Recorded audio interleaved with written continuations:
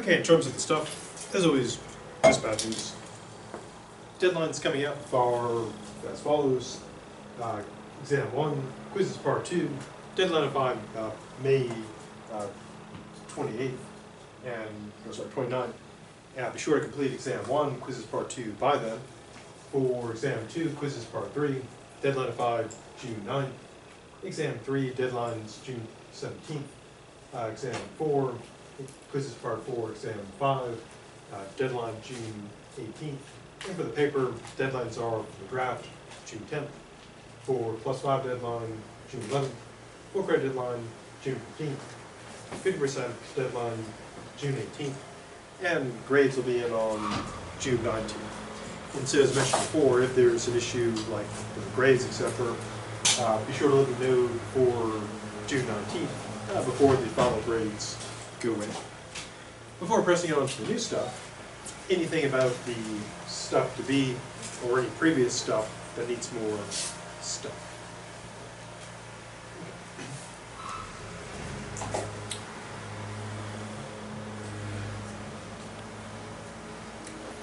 Okay, so last time we looked at our good dead friend St. Anselm, looking at his ontological argument, and then we looked at Ganilo's reply to it, named the perfect island, and then Anselm's reply to his reply,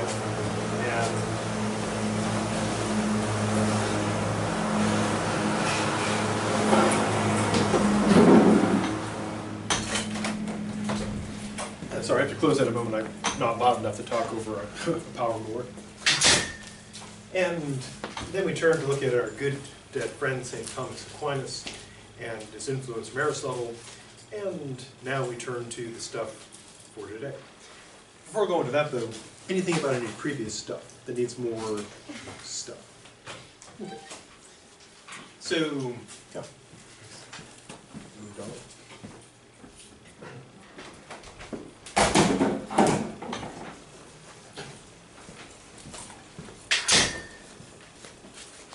Now, he divides truth into different sort of categories. One that's important to note about our good dead friend, St. Thomas Aquinas, he doesn't think that there are like things that are like true like in one area and the same thing being false in another. The reason I make that point is because, interestingly or boringly enough, there have been thinkers that believe something could be like true, say true in science, but false in religion. Sometimes called the doctrine of like double truth. But Aquinas doesn't accept that view. He thinks something's true is true, as opposed to like being true and not true. So what are the types of truths he considers? Well, first, he considers truths that are Christian teachings that are a matter of faith. So one avenue of potential knowledge for Thomas Aquinas is faith. And this is known through revelation. And he makes the point that this is beyond reason, but not contrary to reason. So what does that mean? Well, basically what it means is this. He regards things that are provided by revelation as beyond the scope of reason.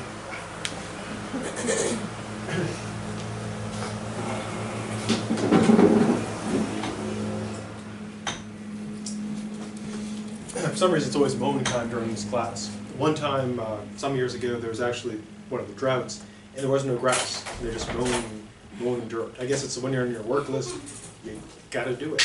You got to mow that dirt. And I respect that kind of commitment to the job. So it's beyond reason, which means that he believes that there's a limit of scope to reason, stuff we can know by reasoning about things, and things that lie beyond it. But the non-contrary to reason view is basically this. Even though here's the limits of our reason, and certain truths are outside of those, they're not contrary to reason. So they're not irrational, but they're beyond our capacity to grasp the reason. And that, of course, points to an important question. What are the limits of reason? How far can it go? And are there things beyond that that we can know through some other means? And some people take the view that reason is the limit of what we can know. Anything beyond that is unknowable. But Aquinas' view is there are some things beyond reason that are knowable. Now he does believe that objections and problems raised against Christian teachings can be addressed by reason. Because what people would do I guess I'll try again.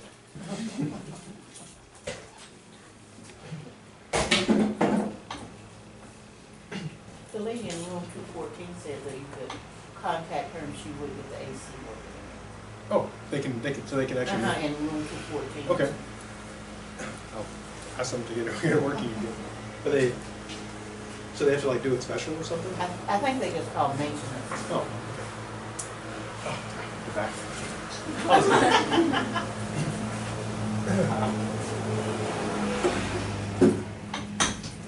They just watch for the door to open. So, objections and problems against it, such as objections raised against, say, the Trinity, saying objecting how three cannot be one. He believes that those things can be addressed by reason. So people may raise objections and problems that can be engaged. But the truth itself can't be proven or disproven through reason. Examples include the Trinity, which is of course the view, Father, Son, Holy Spirit. They're three aspects of one being. Incarnation, basically the idea that Jesus is God manifested on earth, the Son of God. Original sin, and other such truths that he believes can't be proven by reason, but can be known. So he regards there to be a sphere of knowledge beyond reason, but not irrational, or so he claims. Second category of truth includes empirical knowledge, things you know by observation. For example, we know the function of the heart, or the eye, or the liver, or the pancreas, or like how DNA works by empirical examination. It's not known by revelation. Also included are self-evident philosophical principles. This would include logic, mathematics, etc. So in this area, this is stuff we know not through revelation, but through empirical investigation and reason. Now there's also stuff that involves an overlap between philosophy and theology. And these can be known through two paths. Oh, thank you. It can be known through revelation, just known that way, but it can also be known through reason. And these are things that, basically, the truth that can be acquired in multiple ways. For example, Aquinas believed that proving God's existence or knowing God's existence could be known through revelation. But he believes it can also be proven through reason. He tries to do so in these 5 ways. The qualities of God similarly can be known through revelation or through reason.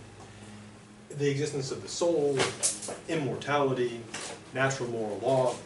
And so he thinks you can get to those either way, revelation or reason. And so the recap here is, again, he doesn't think there are like something that can be true here or not true here. He thinks all truths are truths and all falses are false. But he believes there are these paths to knowledge. Revelation, the empirical knowledge of self-evident propositions, and also, of course, things that overlap in both. Now, he also presented 2 versions of theology. Theology, of course, is the study of religious stuff, and he thinks there are 2 types. One is sort of, I guess, old school, revealed, supernatural theology. But it also includes what's called natural theology, that you can use, reason, etc., to answer theological questions. Now, he was aware there can be conflict between, claims made from revealed supernatural theology, people who claim they've had revelations about things, and matters worked out through reason. But he claims, and this shows why he thinks it's just like truth and not, things that can be true religion and not true elsewhere. He thinks any true revealed supernatural truths are true. And if they conflict with reason, if they're really true, then reason is an error. That view is an error. Similarly, if there seems to be a conflict between things worked out through reason and allegedly revealed supernatural truths, his view is that, well, there's a conflict, one of them's got to be right, the other wrong. And he believes that, you know, the reason why this comes about is because of interpretations, beliefs, etc. So true is true, but obviously he believes that people do have their own interpretations, etc. Which points to, you know, a very important problem in, you know, religion, namely going back to the question, how do we know what God wants? There are people who claim that they know the will of God. And then of course people try to work out the interpretations of the text and argue about it, and they do often come in conflict. If you have, say, 10 different branches of the same faith, you'll probably have at least 20 different opinions about what things mean. And so Aquinas would believe there is a definitive answer, but people can be wrong in their interpretations. So when they conflict, then somebody's got to be, or both parties could be wrong. But if we're moving along, anything about the truth that needs more truthy stuff.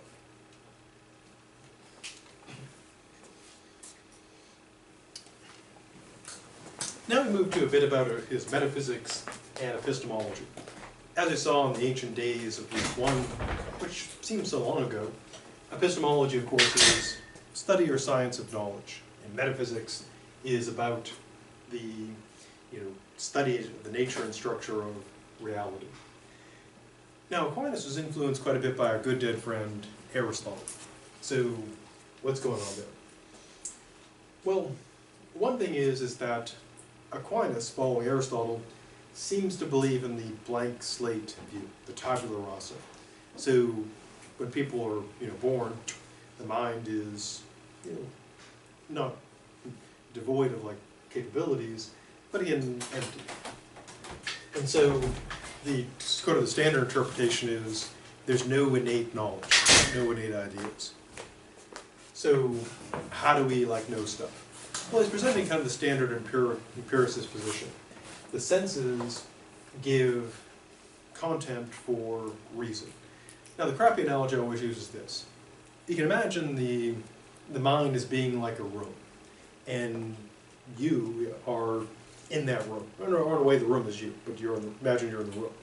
And it's kind of like, the senses give us things like, you know, think of like assembled Lego objects coming in. And what our senses do is bring in those objects. And then our reason can go and work with that. So, I mean, to use my crappy Lego analogy, it's kind of like, you know, when you observe the chair, it's imagine like you're in a room and someone, you know, through the window comes, or through the door comes a Lego chair. And then you get the idea of like, chair. But then, of course, mentally you can take the chair, the Legos apart, so to speak, and assemble them to different things. And so the senses give the mind the stuff to work with. And that's kind of standard empiricism. And empiricists today still have the same view. Senses give us stuff to work with, and then reason can go and do stuff with that. Now, he does believe in the intellect, in the mind. And he thinks that the intellect has various qualities. First, it is both passive and active. I'll use a crappy analogy to illustrate that. Think about listening, which is in a way passive, and talking, which is active. And the mind, you know, does kind of the same thing. It can receive like ideas from the senses passively, but then it can go and work with them actively. And so there are various passive operations of the mind. Now for him, the objects of experience are essentially the sense data stuff we pick up. And the mind goes and works with these through this, you know, natural process. And so that's how, you know, roughly put, that's how we know stuff. Mind blank slate. How do ideas get in there? Well, through the senses, they come in. And again, I use the crappy analogy of the Legos. Once you have something in there, you can kind of like mentally take it apart, assemble it with other stuff. And it works both passively, just receiving the ideas, and actively assembling stuff. So, how do we know about what kind of stuff is out there? Well, basically, I'll kind of draw it out with a crappy cartoon. So, here's kind of the picture. You got God, And let's take the crappy example of the chair. Or you could use something, well, actually, we'll use like a cat as our example. So how do we get the idea of cat? Well, here's how it would work according to Aquinas. So here's God's mind, and prior to creation, that even makes sense. He has the idea of cat, or in Spanish, gato. And then the world's created, and lo, here's the world, and upon the world there are cats. And then we come along. Now, what we can do according to Aquinas, at least on some interpretations, is we kind of backwards engineer our ideas. Backward engineering, he doesn't use this term, I use it as a metaphor. Backward engineering is a way, for example, suppose you have a company in another country, and they want to make like a phone, or like a bomber, or a missile. The way to backward engineer it is you take it apart, and then you figure out from looking at say the rocket or the phone, how to build one. So instead of having the plans and ideas and then building the object, you take the object, take it apart, figure out the plans for building it. And so using my crappy metaphor, Aquinas thinks that's what we do. We see cats, and we see all of these cats, and we get our idea in our mind of cat. And what we're doing essentially is, God has the idea of cat, creates the cats. We gaze upon the cats, we assemble an idea of cats. And so we're able to understand that notion of cat because we're getting sort of a hazy, incomplete picture of God's idea of cat by experiencing cats. So God has the idea of cats, creates cats, we see cats, we get an idea of cats, or so he claims. Now we also thought, interestingly, abhorrently enough, we also got knowledge about, good and bad, right and wrong, here on earth in that same way. That we would be able to, from our experiences, get the notion of evil and good. And then later thinkers said, you can't do that. And so sort of tied in there is the debate over how do we recognize and get our ideas of stuff, and also how do we get our ideas of good and evil. Before moving on, anything about the epistemology that needs any more epistuff?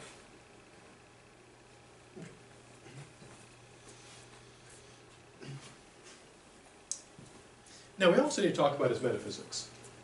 One thing he took from Aristotle, I won't say steal it because he credited Aristotle, is the notion of actuality and potentiality. And this kind of rests on the idea of what's called prime matter. Now Aristotle, also potentially Plato as well, had a notion that you get basically the universe. And what it's made out of, roughly put, is prime matter. And then what happens is that, depending on whether you're talking about Aristotle, Plato, or Aquinas, the prime matter gets shaped into stuff. And I'll use a crappy analogy. You can kind of think of prime matter as like clay. They can be shaped into anything. So it's sort of one way to think about it. It's matter in its sort of unformed state. Now, getting to the actuality, potentiality thing, prime matter is pure potentiality. It could be made into anything. And again, we can go with the analogy of clay. Imagine, you decide to learn to do sculpting with clay, and you got that big block of clay. It could, true, it's it's a block of clay, so it's like a block, but you could shape it into anything. It has all of that potential. You could just make it into a horse, or an abstract statue, or person, or whatever. Or to use another crap analogy, think of like a blank piece of paper before you or a blank empty file. It's pure potentiality. You just make it into something. Now, the forms, the basic idea, I'll use another crappy analogy. For Plato, as we'll see in part 3, he believed that there are these perfect forms, a form for every type of thing. They'd be like the form of cat, the form of human, the form of justice. To use a crappy analogy, you can think of them as like magical cookie cutters, and you can think of the prime matter as like the dough. And everyone's probably used a cookie cutter. You know, you have the cookie dough rolled out. You just take your cookie cutter and you make it into stuff. You know, Christmas tree shapes or pumpkin shapes or whatever holiday you're making it for. So the form, to use my crap analogy, is like the cookie cutter. It takes the potentiality of the cookie dough and shapes it. Or if you use another crappy analogy of, think of sand as being like the prime matter, and you take like a pail or like a beach toy or something, fill it up with sand and get that shape. Now, in this case, actuality means that it is actually something. So to get that lump of clay, it potentially could be all kinds of things. A horse, a bird, a butterfly, a person. And then once you actually make it into something, then it actually is something. Or to use another crappy metaphor, when you first, say, fire up Microsoft Word to write the paper, what you're starting with is just pure potentiality. You haven't got the paper done, you just have that blank file, and then once it's completed, it becomes an actual paper. They can also use it, in kind of the other, metaphorical way. We talk about like human potential. You haven't acted on it yet, but you can actually become that. So a critical notion for Aquinas is that distinction. Potentiality means it could be something, but it's not yet. Actuality means it is that already. So you could have like a lump of clay is potentially a horse. Once you make it into a horse, now you've got an actual statue of a horse. Now, this ties into God in the following way.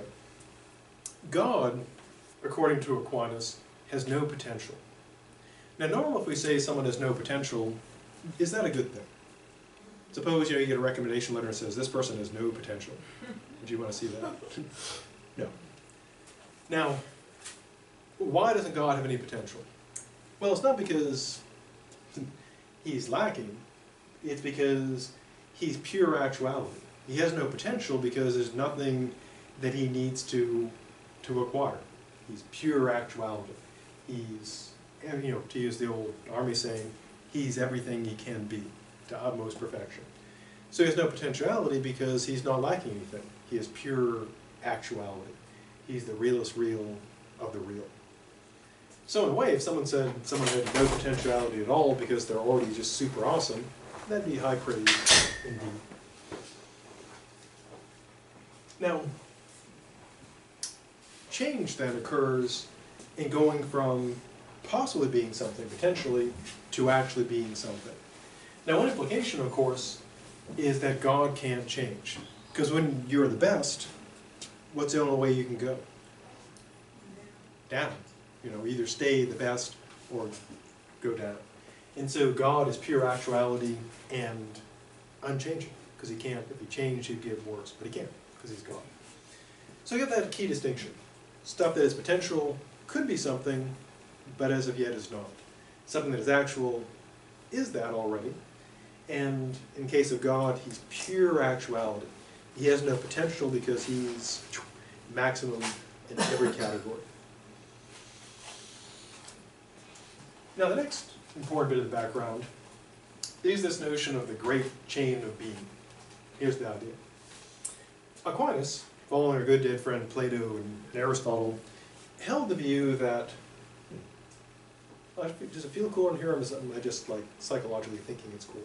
It feels Oh, good, good. I thought I was just going crazy or something. Because psychologically it'd be very powerful. I think it's colder, so it is. So the hierarchy is this. There's the view that you've got an order to the universe, from the greatest to the least. And this helps address a rather important question, which we'll see later. Why is there so much stuff we don't like? Like mosquitoes and leeches and herpes and stuff. Well, the answer is, one answer people give is that the universe has to have, complete variety of things. There can't be just, gaps in it. And our good dead friend Leibniz uses an analogy to numbers. When you have numbers, you have to have all the numbers, 0 to infinity and beyond. You can't have pieces missing. So one answer as to why we got stuff we don't like is because you have hierarchy from the very best to the very worst, and you have to have variety of things. And so you got to have stuff in there that's not like things people might not like. Now he uses this to prove the existence of angels. How so? Well, if you got God, he's top of the hierarchy, and then you got nothing, which is at the bottom, non-existence, and then we're clearly far below God, but he believes again there can't be like gaps. So there's got to be something between us and God. And his answer is, of course, the angels. They're not as awesome as God, but more awesome than us. So he thinks that would show that there are angels, and in fact hierarchies of them. Interestingly, importantly enough, in the Middle Ages, one of the things that was popular among theological thinkers was working out just how many angels there were and how many types. I mean, in fact, they had quite a list of them. Everyone's probably heard of the archangel, famously Michael, driving out the devil, and then there are other like Archangel Gabriel, etc. But there are all kinds of different orders of them: seraphim, cherubim, etc. And they show up a lot in movies because it just sounds cool.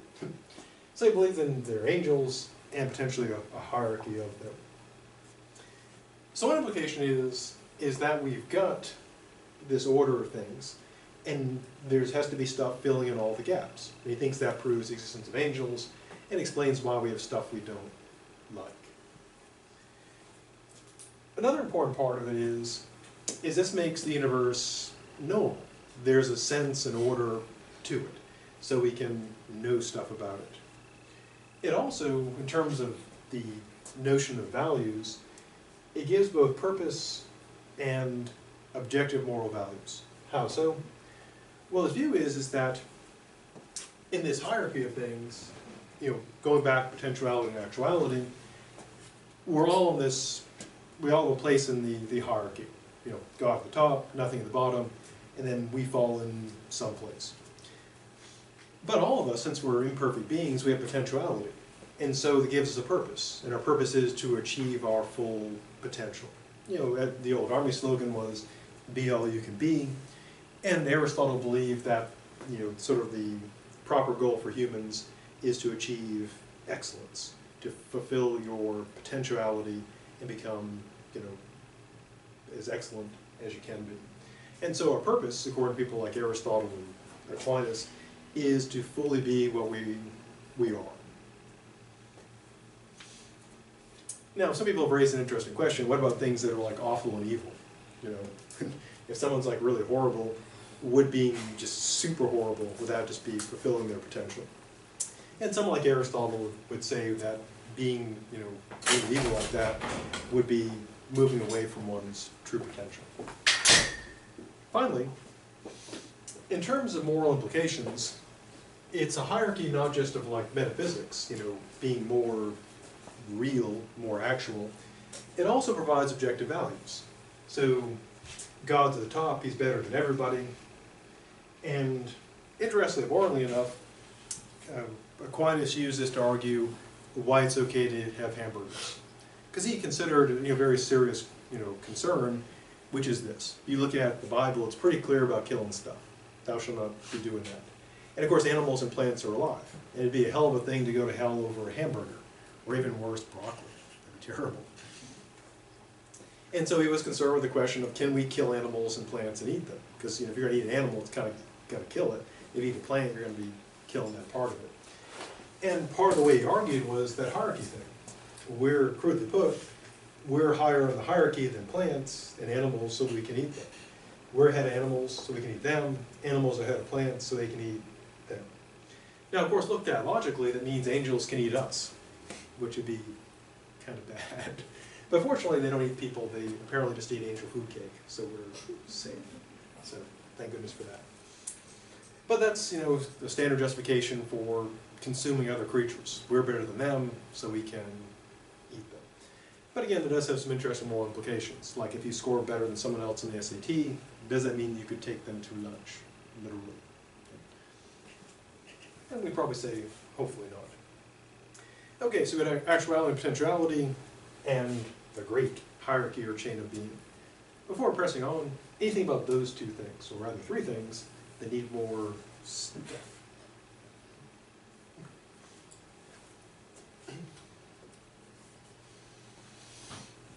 Now another two concepts that are important are the notion of essence and existence. Now, Aristotle and other thinkers have this notion of essence. And of course we use the term today, often for the names of like perfumes, etc. And something is essential or part of the essence of a thing, sort of informally means it's what's like super important or defining of it. Being more philosophical, something's essence is this. Let's take an example of a person. Whatever your essence is, that is what makes you you. And if that were changed or lost, you would cease to be you. You would be effectively destroyed. Now, to use a much more simple example, it is the essence of a triangle that it is three-sided. If you take away a side, then you haven't got a triangle anymore. Now, where it becomes kind of much more complicated and perhaps more interesting is when you talk about, say, what's essential to being a person sort of generally. What do you have to be a person? If you don't got that, you're not. And also personal identity. What is essential to you? That if you lost that, you wouldn't be you. Now, this also has not just like philosophical implications, but very practical implications as well. Everyone, I'm sure, has heard of Alzheimer's. The idea that the condition just gradually destroys the brain. And some people characterize it as destroying the person as well. And so it's a rather important question. Does something like Alzheimer's, does that take away who we are? Does it damage, destroy our essence? And so is the person still the person, just can't remember anything and having all these issues, or is the person actually gone, in a way replaced? It's a tough question, and it has, important practical implications. And if you've ever, heard or terribly experienced cases of this, people do describe it that way. The person is going away, that they're no longer the same. Now, of course, it also has interesting philosophical implications. Things like, we'll talk more of this about personal identity, but think of something like this. Technology is improving to the point now where what was once, total science fiction and fantasy, people are actually seriously considering, namely personality backups. So just as you can back up your files and music and pictures to the cloud, some of you might use Dropbox or Google, Drive, or Amazon, they have a similar thing. And we can back up our files. That way if something happens to your laptop or phone, you still got your pictures and your files. And wouldn't it be awesome if you could back up ourselves? That way if something happens to our body, you can keep on going. And part of the question is, does that preserve what we are? So if all your memories are preserved, and say 1,000 years from now there's a being walking around that thinks it remembers this, is that really you? Or just something that thinks it's you? Existence. Existence, of course, is being real, as opposed to non-existence. Now, for beings like us, our essence does not contain existence. It's not on our list of ingredients. What does that mean? Well, whatever is essential to you, if you haven't got that, you're not. If you exist, you've got to have it. Existence, though, is not part of our essence, because if it was, we would have to exist. We couldn't not exist. And so, going back to our good dead friend Anselm wanted to make that distinction between God being necessary and everything else being not. And this is, part of that. So for us, we don't necessarily exist. It's not part of our essence, which means we come into existence and we go out. So what about God? Well, the ontological argument can be cast as this, that God's essence intends to exist. How so? Well, to use a crappy analogy, think of the essence of a thing as a list of its essential ingredients, what it's got to have. And of course, you know, we use an example of like a product. For example, it's essential to milk, and it contains milk. It could have other stuff in it, like chocolate, making chocolate milk, or it could have like ice cream in it too, or hopefully not bad stuff like DDT or lead. So it's essential to have milk, it's got to have milk. But on the list of ingredients of milk is not existence. It's not part of that. But in the case of God, if you had a list of God's ingredients, on that list would be existence. He's got to exist, or so it's claimed. And so he's got to exist by necessity, because, again, I'll use a crappy analogy of a triangle. If you draw a triangle, how many sides does it have to have? Yeah, 3, because it's essential to a triangle to be 3-sided. So God, existence is part of his essence, he's got to exist by necessity. He can't not exist. Now, interestingly, abhorrently enough, Aquinas rejects the ontological argument. Even though he says, you know, yeah, if we knew God's essence, we would know that his essence entails existence, but he thinks we don't know his essence. But then you might say, but hey, you just said, you know, his essence would contain existence, so what's going on? Well, the way I try to explain this, probably horribly, is to use another crappy analogy. Think of like, if you're familiar with the way like legal stuff works, there's evidence that is like admissible and also evidence that's like not admissible. It depends how it's like got. So for example, the police may find something, you know, incredibly damning, but if they get it the wrong way, like without a warrant, then even though they like know, they can't use that. And so to use my crappy analogy, which probably fails, it's in a way that he says, yeah, in a way, if we knew this, we could conclude God exists, but we're not allowed to use that type of evidence, so we can't do that. Or maybe, you know, I got Aquinas wrong. So the way he's going to try to argue for God is not the ontological argument, but empirically. So how does he do that? Before we go into that, though, anything about this that needs more stuff?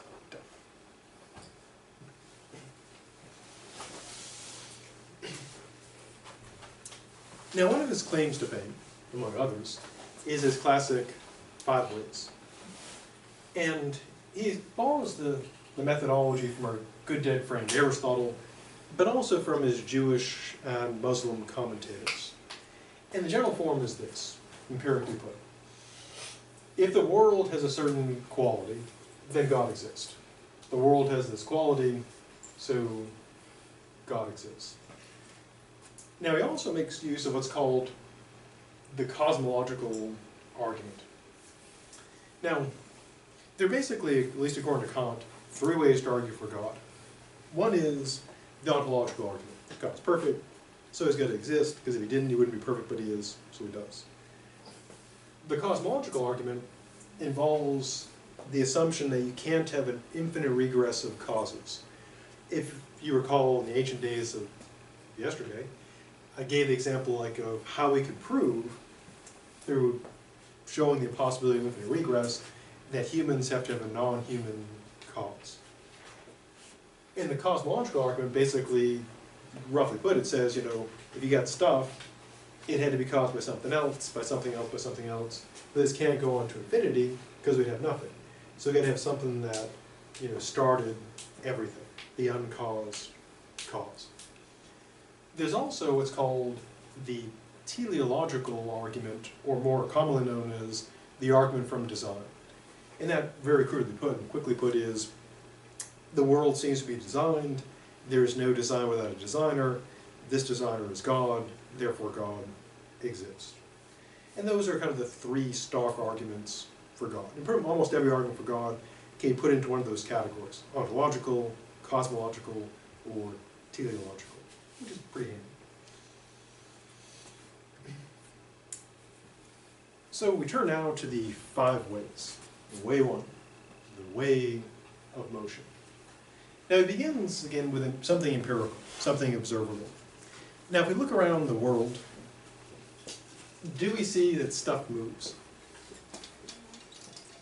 Yeah, seems like stuff moves. Now again, as I mentioned with the one of Zeno's paradoxes, there are people who do claim that motion is an illusion. But it does seem, intuitively, stuff's moving, sort of moving around. So far, so good. Now, his second premise is this. He claims whatever is moved must be moved by something else. You can't move yourself. Now, what a person might say is, but wait, I seem like I'm moving myself because, I'm walking around. But what he means is, it's not something like you can walk around. He means if something moves, then it's moved by something else. For example, we can take the move of my arm. Now, my hand's moving, but of course it's not moving itself because it's being moved by my arm. And of course my arm is not moving itself because it's moved by the muscles. And of course the muscles aren't moving themselves because what's going on is movement of the fibers that make it up. But they're not moving themselves because they're moved by the cells, which are moved by the mitochondria. The mitochondria are not moving themselves because they're burning fuel, and the fuel came from something else. And so you can keep on tracing it back. Stuff is moved by something else. Now, so why does he think, and how does he argue that anything moves, it's got to be moved by something else? Well, it goes back to the potentiality, actuality thing. If something is moving, that means, well, if something's not moving, it means it's potentially moved. And he thinks whatever is moving is going from a state of potentially moving to actually moving. Does that seem reasonable? In order to move, something has to be movable. Yeah, pretty much by definition. And if something is moving for real, it's not potentially moving, it's actually moving. Now, of course, it could go faster or slower, but something's moving or it's not. If it's not moving, it could move, then it's got potential for movement. And if it's moving at any speed, it's actually moving. So he thinks the way stuff occurs is stuff going from a state of potentiality to a state of actuality. And interestingly, boringly enough, even though he's doing his Aquinas thing long ago, people still talk this way, in contemporary physics, talking about things going from potential states to actual states. And we talk about things like potential energy. And interestingly and boringly enough, we can trace it back to our good dead friend Aristotle. Now, he gives an example of fire. If you take something that is not actually on fire, but is burnable, it's potentially on fire. And the way it becomes to be on fire is by being set on fire by something that's actually on fire, and that seems true. Now, so how does he get from that stuff to anything that's moved has got to be moved by something else, and then how does he get to God? Well, here's how it goes. He claims that something in actuality, being actually something and potentially something, it can't be both actual and potential in the same respect. But of course it could be in different respects. For example, take hot and cold, or any things like moving and not moving, being on fire, not being on fire. Something can have potentiality and actuality in different ways. So you have something that is, say, actually on fire, but not moving. So it's actually on fire, but potentially moving. But you couldn't have something that was potentially on fire, but actually on fire. Because if it's actually on fire, it's not potentially on fire, it's on fire. Now again, he does differentiate between degrees of stuff and, say, being, on fire or moving. So take, for example, being on fire.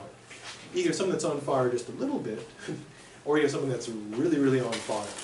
But basically there are two options. Something is on fire or it's not. But then, of course, there are degrees of being on fire. So if something can be both actually something and potentially something, like moving and non-moving, that means, according to Aquinas, something can't be both moved and mover. Why not? Well, if it's already moving, then it's not, and it's actually moving, not potentially moving. If it is not moving, it's potentially moving, but not actually moving. Now to use another crappy analogy. In order to, well, take the example of like your smartphone. Suppose your battery is like run down, so it's not actually charged, but potentially charged. Now in order to charge it, what do you need?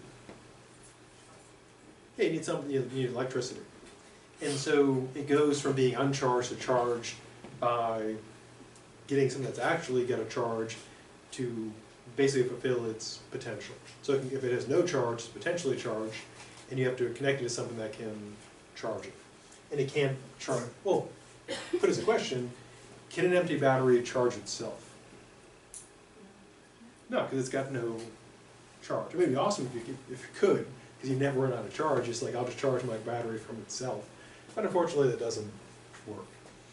And so if something's not moving, it can't set itself in motion because it doesn't have the motion to move itself. So whatever is moved has got to be moved by something else. Now, so how do we get God out of this? Well, the answer is this. In order for something to move, it can't move itself. It's got to be moved by something else. Just like with my crappy analogy, if your battery is empty, it can't charge itself. It needs something else to charge it. Now this is where he brings in the regress.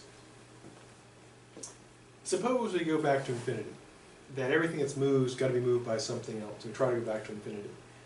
Well, this would mean going back to the problem of, the evil bureaucrat, the forms, the example I gave. If, like, my hand's going to move by my arm, the arm's going to move by the muscle fibers moved by the mitochondria burning fuel, fuel coming from the lunch coming from this, blah, blah, blah. And this goes back forever, there would be no first mover. It goes on that infinite regress. With no first mover to get things going, there'd be no other movers, and there'd be nothing moving. So there'd be no motion. But is there motion? Yeah. And so there must be a first mover that gets everything moving. Now, this first mover must be on itself not moving. Why? Well, because it's going to be moved by no other. Because if it had to be moved by something else, the regress would just keep going. So to get stuff moving, you need a mover that does not need to be moved by anything else. And that, of course, according to Aquinas, is God. So sort of the super condensed version is this. Stuff moves. Whatever is moved is going to be moved by something else because the thing can't move itself. Just like your empty battery in your smartphone can't charge itself. So if it's going to be moved, it's got to be moved by something else. But this can't go on forever. You can't have everything that's moved have to move by something else. You need an unmoved mover that moves stuff but is not moved itself. And then Aquinas concludes that this has to be God. Now, interestingly, abhorrently enough, this argument is lifted from Aristotle. And Aristotle did not accept, obviously, God. So one potential, weak point of the argument is that even if it works, all it establishes is you would need a first mover. And Aquinas was aware of this. He doesn't say this conclusively proves God exists. He says this everyone understands to be God. So his claim is not this way just conclusively prove God's existence, but he thinks it points to God. Now other people, of course, would accept the argument up to here and would put in something like, first mover, or whatever religion they accept, or they might put in that it's the Big Bang that gets everything moving. But the idea that there needs to be a first mover does seem to be pretty well established. Before pressing on, anything about way one, the way of motion, that needs more motion. Okay. Way two. The second way. Now this comes from one of Aristotle's notion of causes. And Aristotle had a whole bunch of different notions of causes, and one is called the efficient cause. Now normally when we think of efficient, we tend to mean what? Suppose someone says, this car has got a lot of fuel efficiency. What does that mean? It's good on gas. Yeah, it's good on gas. You get, lots of miles per gallon, which is good. Now, in this case, he doesn't mean efficient in the sense of it, uses, say, less energy to bring about, the effect. What he means by efficient cause here is sort of the starting point of something, or put, kind of badly, kind of what creates it. For example, to use an example, the parents are the efficient cause of the child, for example. Now, starting with his point of like observed stuff, he says, we do see an order of causes of things. And I'll use, he doesn't use an example, but do we see like, child, parents, grandparents, great-grandparents? Do we see that kind of stuff? Yeah, so there does seem to be an order of things. So that seems true. Now he claims, and this is the point that is, perhaps more debatable, is that nothing can be the efficient cause of itself. Now, taking away the, efficient cause language, think of like, again, parents and children. Can someone be their own grandparent? I don't mean like legally, I mean like, biologically. Normally we'd say no, because a person would have to be their own grandparent, or grandfather or grandmother, they'd have to exist before they existed, which would seem impossible. Now, of course, if you throw in time travel, one of the classic, things of time travel is the, the grandfather paradox. They could travel back in time, and I guess it's only for people who are psychotics who kill their own grandparents, and so they wouldn't exist. But then they couldn't go back in time. But of course, there's an classic episode of Futurama where the character Fry goes back in time and is his own grandfather, which is funny yet creepy. But anyways, if you remove time travel, you can't have, obviously, people being like their own grandparents. Interestingly, in some, myths and theology, there are, supernatural similar things where, a god would be its own father. But again, that's, you either gotta have time travel or some supernatural type of time travel going on. But in the normal course of events, something cannot be the efficient cause of itself. Now, if it can be, that kind of wrecks his argument. But in the normal course of events, this seems to be, true. Now, then he runs the infinite, regress thing, that this can't go on to infinity or beyond. Why not? Well, he thinks that if we have efficient causes with an order, and he doesn't use the example, but think of, parent, or child, parent, grandparent, great-grandparent, great-great-grandparent. Get that order. So there's got to be a first cause, the intermediate cause, and then the ultimate result. Now, suppose that you take away a cause. What effect does that have, like, on the effect? Yeah, presumably the effect goes away. I mean, to use first like a fairly simple example, if I turn off the power to the light goes off. I take away the cause. Or to use like a, going back to our kind of time travel-y thing, think of like in the, TV shows or movies involving time travel.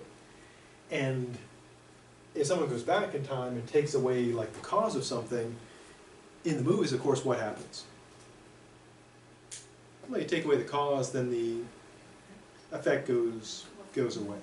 But of course, in the movies, kind of the standard rule of time travel in movies and TV is you can't ever prevent a bad thing from happening, because if you change it, something else bad happens that's slightly different. How does time travel really work? Don't know. So if we were to take away the cause, we lose all the effects. So if there was no first cause that got stuff going, there'd be no intermediate, causes, no ultimate cause. I mean, to use a concrete example, if my great-great-great-great-great-grandmother didn't exist, was gone, in my timeline, I wouldn't be here. There may be someone here very much like me, but I'd be gone, because the first cause taken out would remove that whole chain. So how is he going to get a need for a first cause? Well, here's how he says. Suppose we go on to infinity. You can use the concrete example of the parent thing, child, parent, grandparent, great-grandparent, to infinity. Now, of course, just like with our evil bureaucrat example from last time, if it goes to infinity, that means it can never be completed. There would be no beginning. And if there's no beginning, there is no now. So there'd be if there's no first cause, there's no ultimate effect, no intermediate efficient causes, there'd be nothing at all. But is there more than nothing? Yeah, there's stuff. Clearly a lot more than nothing. So, since this is plainly false, since we clearly got stuff, there must be a first efficient cause that, roughly put, created everything. And this everyone gives the name God. And so it's pretty, put into, crunch down. Something can't, be the cause of itself. You can't be your own, grandmother or grandfather. And if the causal chain went to infinity, there'd be nothing. But there clearly is not nothing. There's clearly something. And so there's got to be a first efficient cause, the uncaused cause, that brings about everything. And this is God. Now again, this argument is taken from Aristotle, who didn't believe in God. And someone could use the same sort of argument, instead of putting in God, they could put in something like, the Big Bang, or whatever brought about the universe. So it does, interestingly and boringly enough, does seem to show, assuming we get all the steps right, show that we had to get the universe from some first efficient cause. Unless you can have, some kind of thing being the cause of itself. For example, in sci-fi and in some sort of wild physics, there is the hypothesis that the universe kind of causes itself. Or that something at the end of the universe goes back and starts the universe. Of course, that requires time travel and all kinds of strange stuff. But, if we buy the argument, it seems, I guess, kind of reasonable. Okay, before moving from way 2 to way 3, anything about way 1 or way 2 that needs more way? Way 3. The third way, possibility and necessity. Now what he's talking about here is something we talked about previously. If something is just possible, it means it could be, but it doesn't have to be. It could go out of existence. Something that exists by necessity has to be. It cannot not be. So how does this get us to God? Well, here's how it goes. Let's suppose, and he's doing a reductio, let's suppose there's no necessary being. That everything that is doesn't have to be. It's contingent. It's possible. It could cease to be. Well, what he argues is this. If something is not necessary, then it can't always exist. It will come to an end. Now, this is where there'd be even more debate, namely at this point. He claims everything was merely possible. At one time, there'd be nothing, because things wouldn't exist. But if that were the case, well, can we get something from nothing? No. So he thinks that there'd be nothing would exist now, because, crudely put, you can't get something from nothing. It'd be impossible for anything to have begun to exist. So we'd have nothing now.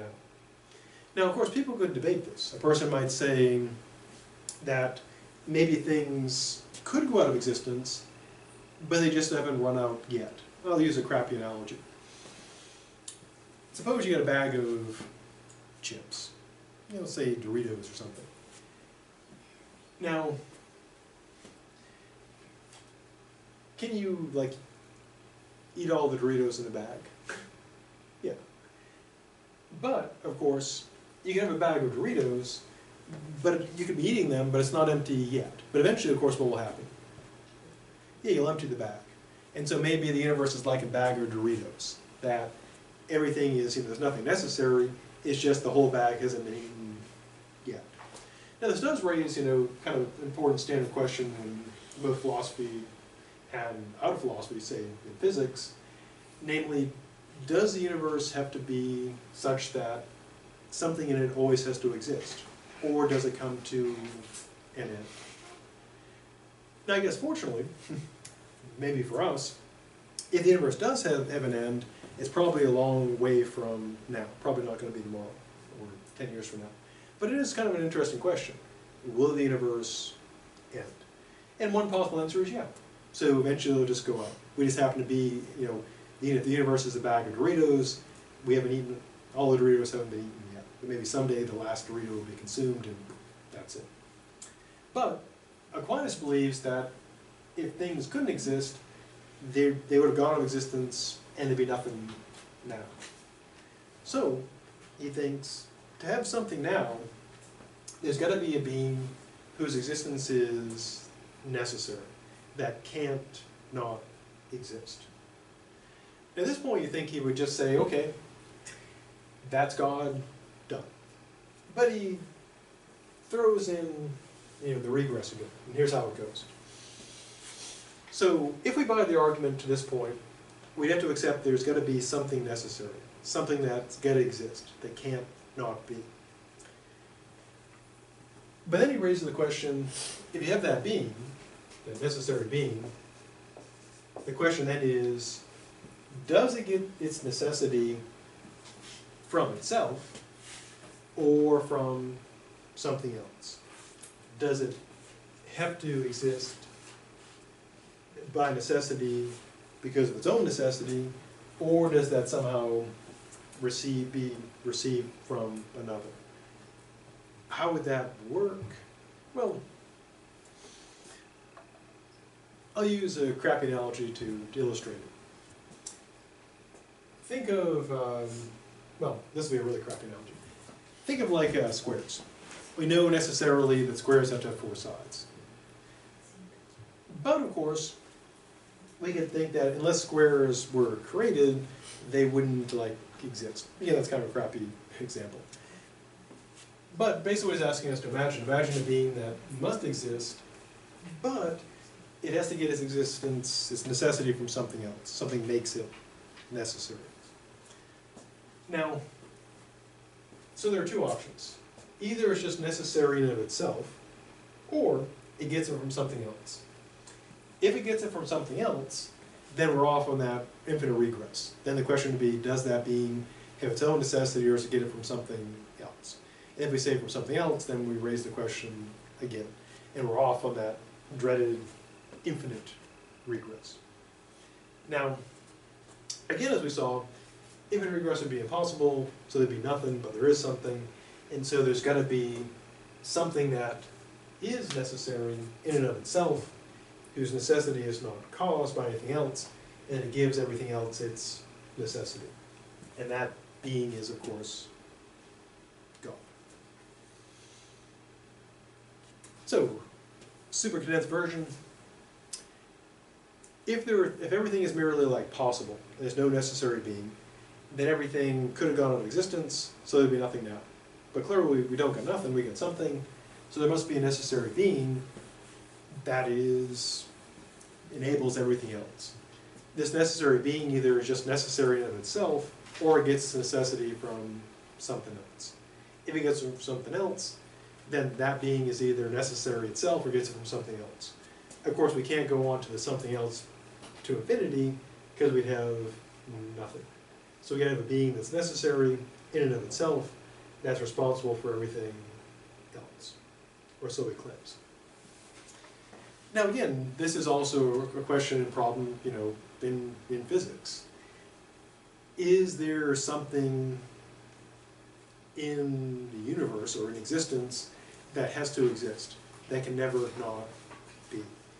Or is it the case that everything could go out of existence?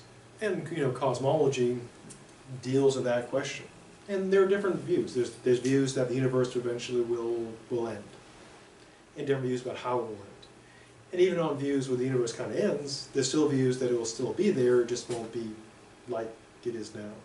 But it's a good question. Is there an end to the universe, or just not be anymore? How would that work?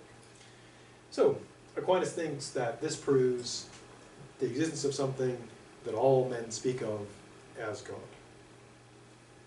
Before pressing on to way 4 and way 5, anything about the stuff so far?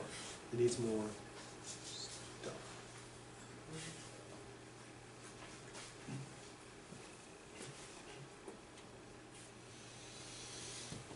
Now the 4th way is the way of gradation. Here's the idea. Now, when you look around, do we find that if we look at like people or food or cars or buildings, do we see that things come in degrees? For example, are some people taller than others? Yeah. Are some movies better than others? Are some fires hotter than others? Yeah. So we find all kinds of degrees of things. Now, one thing, of course, that philosophers try to address is the question of how does that work? How does the more and the less work? Now, one way to address the question of more and less is to compare things directly. For example, we could go with the example of like height.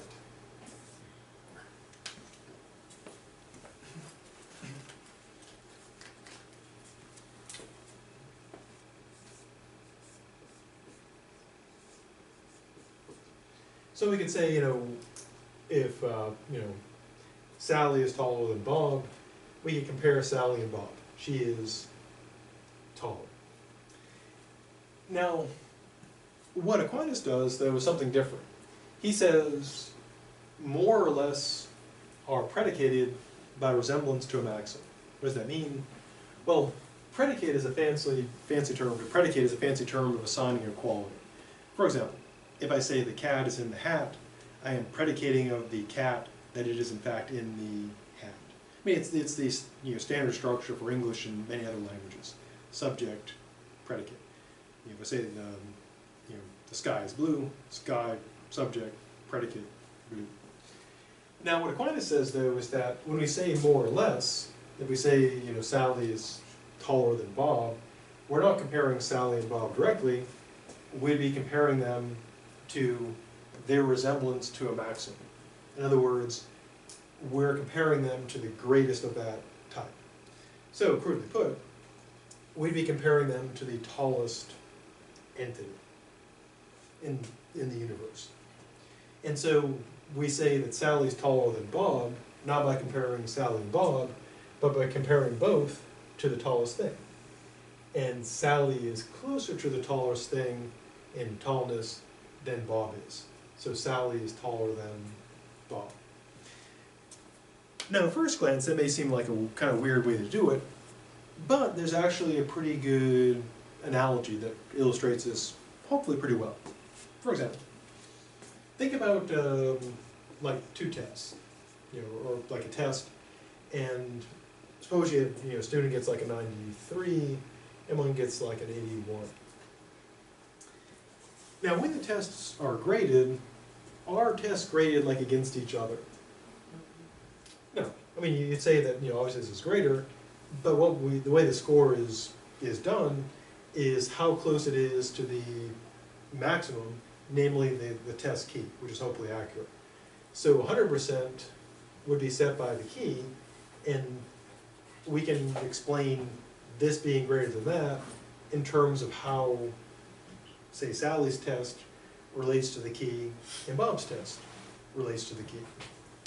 So Aquinas believes that things come in degrees, and the way we sort of, do this is not comparing thing to thing, but comparing each thing to the greatest of that type. And this is basically a straight up, rip-off of Aristotle and Plato. Plato, as we'll see in part 3, believe the way we judge, say, justice or beauty is not by comparing, say, two, models, but by comparing them to the perfect notion, the form of beauty. And so basically just taken from Aristotle and Plato. Now from this he infers there's got to be something truest, best, noblest, and most in being. And he, going to another problem, switching to that, one similar question is not just how we recognize stuff and compare stuff. There's also the question of what makes things what they are. For example, why are all cats cats? Why are all beautiful things beautiful? And Plato and Aristotle's answer was, the form of beauty, or the form of cat. And Aquinas, buys into that. The maxim of any category, cat, beauty, justice, is the cause of all that. So he's basically using, the well-established notion of, forms, that basically taken from Plato and Aristotle. How we judge things is based not on comparing, say, two people to each other to say one is more beautiful than the other. We compare them in the form of perfect beauty and see who is closer to the beautiful. Likewise, he claims, to answer the question, why are people beautiful? It's because they are caused to be beautiful by the form beauty. And he thinks it comes in degrees. Some people get more beauty than others. So he thinks there's got to be something that's the cause of all this, being, goodness, and perfection, and this is God. Now, basically what he's doing is taking one of the classic arguments for forms, that there's got to be a form of, say, beauty, because we compare things and we find all the beautiful things here are lacking. We compare them to perfect beauty and say that they're close, one person is closer to beauty than someone else. And we'd also say that what makes them all beautiful is, the form beauty. Now, what Aquinas does is, unlike Plato, what Plato does is there's a single form for each sort of category.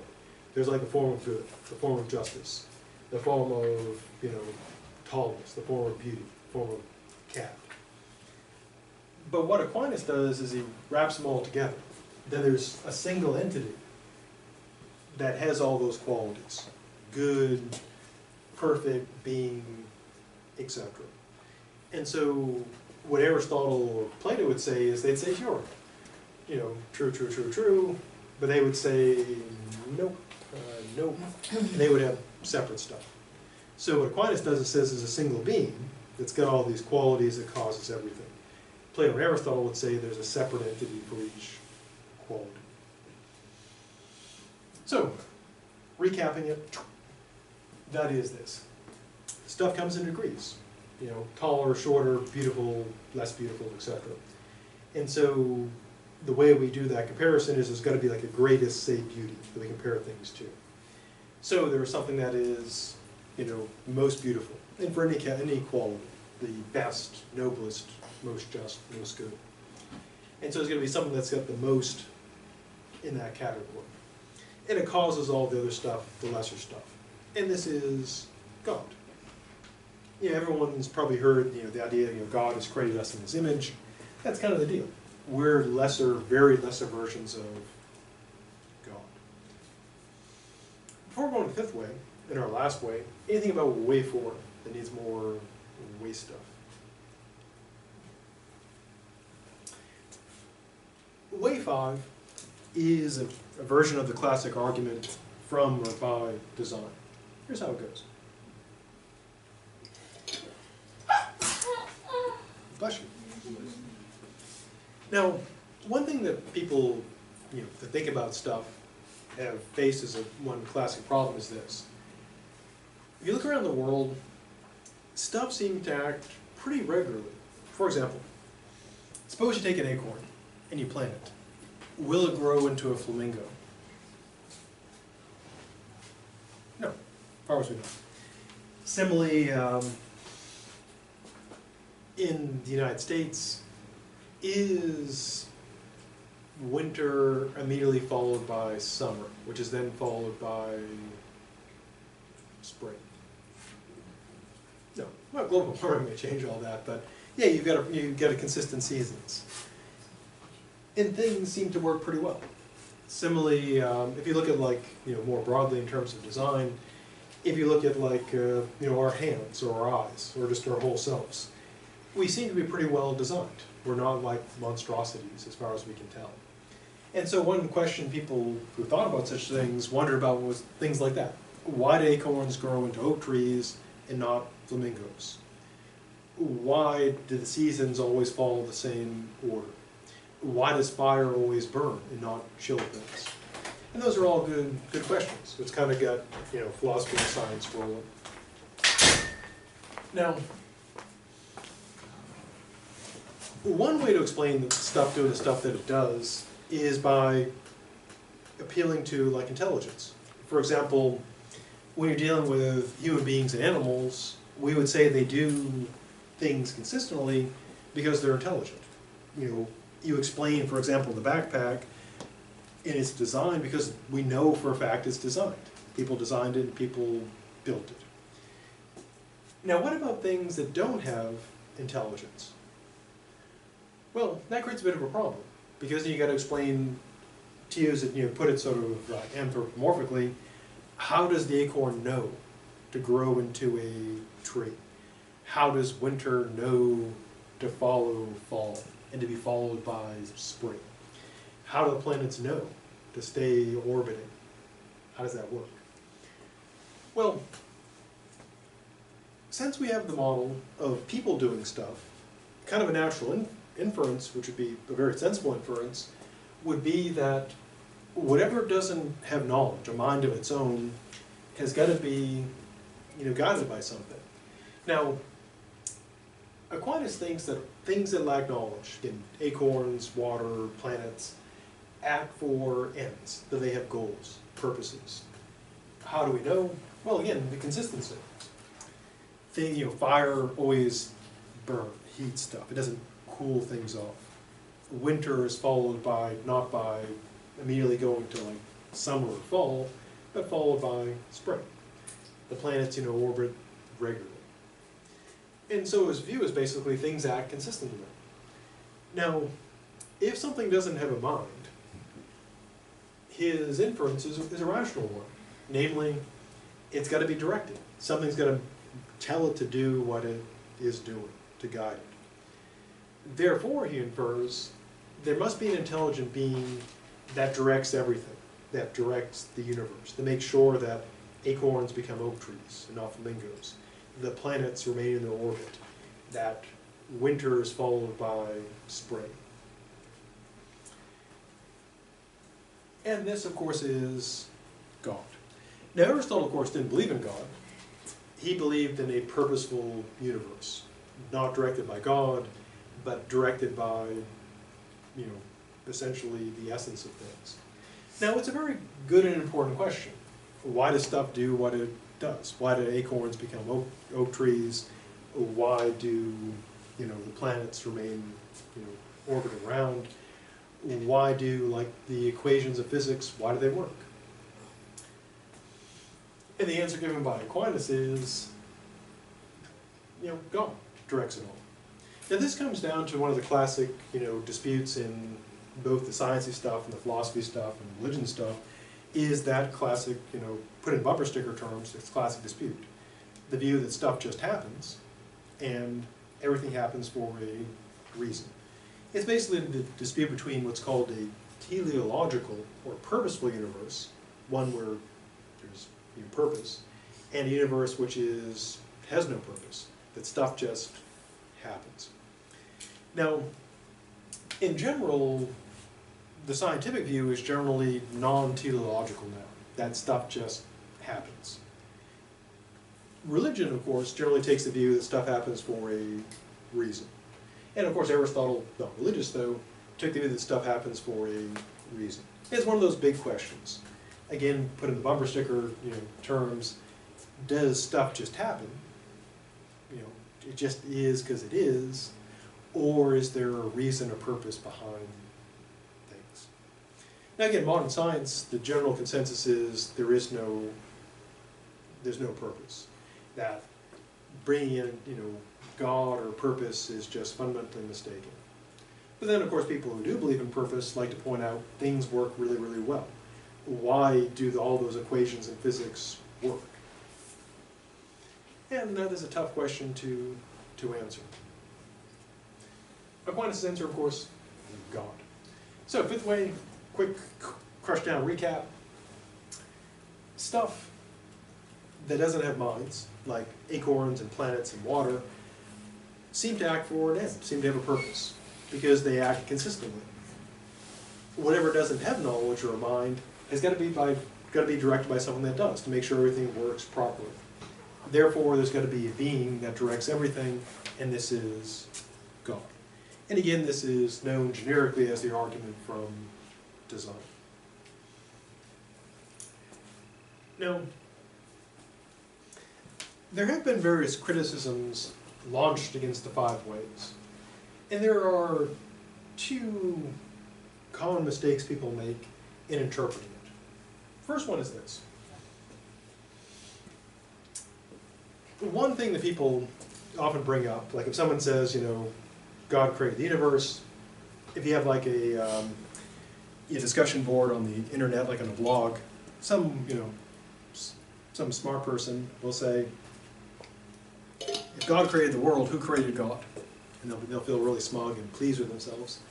But there is an easy, sort of reply to that. Aquinas is not saying that God must exist because everything's got to have a cause, because he's no dummy. He knows if everything has to have a cause, you'd be off in this infinite regress. So if someone says God creates the universe, and someone says, well, who created God? They need a creator and a creator and a creator, and there'd be nothing. But clearly there's something. So he doesn't assume that everything's got to have a cause. Because if he did, doom. We'd be on the infinite regress, there'd be nothing. What he says, though, is this, which seems like a small distinction, but it's pretty critical. His claim is not everything needs a cause. It's whatever is merely potential must be caused by what is actual, which can be seen as a cheat, but is consistent. So created beings like us, who are non-necessary, non-perfect beings, we have to be caused by something actual, because you can't get something from nothing. So his claim is not everything's got to have a cause, because that would basically wreck, wreck everything.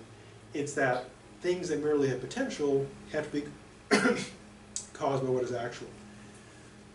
God, again, according to Aquinas, is pure actuality. So he doesn't be caused, because he's pure actuality. Now, of course, you could debate that. You could say that's BS, but it does nicely avoid that smart-ass, remark, who created God? And the answer is, God doesn't have to be created. And it's a consistent reply. But then, of course, someone would say, why believe that? Which is a fair question. Second point, one thing, of course, one big problem is time. And what people often think is, well, Aquinas is saying his argument rests on there being a beginning in time. Time, world is created, and, at a certain particular point. Now, Aquinas actually doesn't attempt to prove this. And if someone were able to somehow prove the world is eternal, that it has no beginning in time, this wouldn't beat his argument. Why? Well, here's why. Aristotle believed in an eternal world, apparently. World without beginning, world without end, forever. And he also believed in an unmoved mover. So how could that work? Well, here's the idea. You could have a universe that's eternal. World without beginning, world without end. But then how could you say that God caused it? Because, we normally think of cause as, at a particular time, pow, caused. But there's different views of cause. For example, imagine, if you will, an eternal flame, burning forever, on eternal oil, which lasts forever. Now, there's no, the oil didn't come before the flame, But the flame, the oil is causing the flame. Without the eternal oil, there'd be no eternal flame. But one didn't come before the other. So, God could be seen as the cause, a continuously sustaining cause. The universe is forever, but God is still the cause. No God, no universe. Again, we normally think of cause as, time, cause, beginning, middle, end type of deal. But cause doesn't have to be that. It could be a cause in the sense that no cause, no effect, without a temporal order. Now, Aquinas believed you couldn't prove an eternal world. Other thinkers believed that you could. Some thinkers claim there had to be a beginning of time. So what did Aquinas say? Well, Aquinas claims, to close, he did believe the world did at the beginning of time, but only because the Bible says so. Now, he's also willing to consider that maybe it didn't have a beginning in time. But either way, it would be fine with Aquinas, because you can have his arguments even without a beginning to time. But he does, as a matter of theology, accept that, according to the Bible, there is a beginning in time, the 7-day creation thing. Okay, so that brings us to almost the end of Aquinas. Next time we'll finish up with some common criticisms and then more stuff.